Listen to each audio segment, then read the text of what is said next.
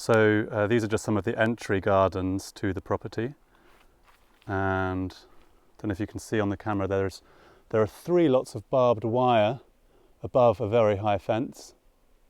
Hi, welcome back to the next video inspired by my first novel. You might remember from my first film I spoke about how housing and construction, etc., is encroaching on our landscapes and our countrysides, much as we need more homes. Well, today I'm going to show you, as promised, a completely paradoxical view of the whole situation of land ownership. In 2019, there's an article in The Guardian which just laid out who owns England.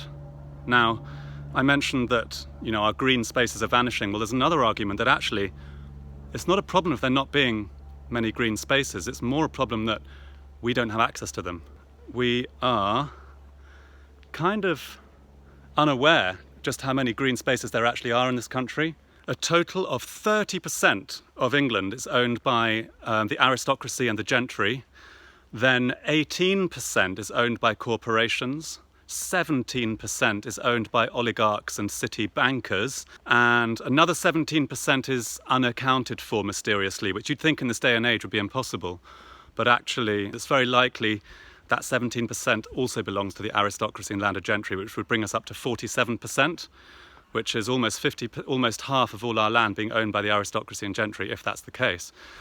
Next, 8.5% only is owned by the public sector, and 5% is owned by homeowners, people like myself who've managed to get a mortgage or who own their home outright. 2.1% is owned by land conservation charities, and a total of 0.5% is owned by the Church of England.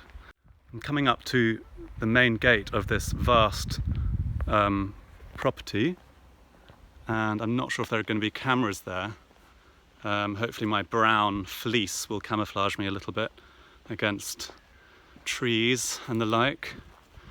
I think there is a camera there, but it's quite nice to just see anyway, this beautiful gated entry to lovely green land. Oh yeah, there are cameras here. So this is a really interesting paradox, isn't it? That on the one hand, we are, to be honest, a lot of the nature and countryside because we need homes.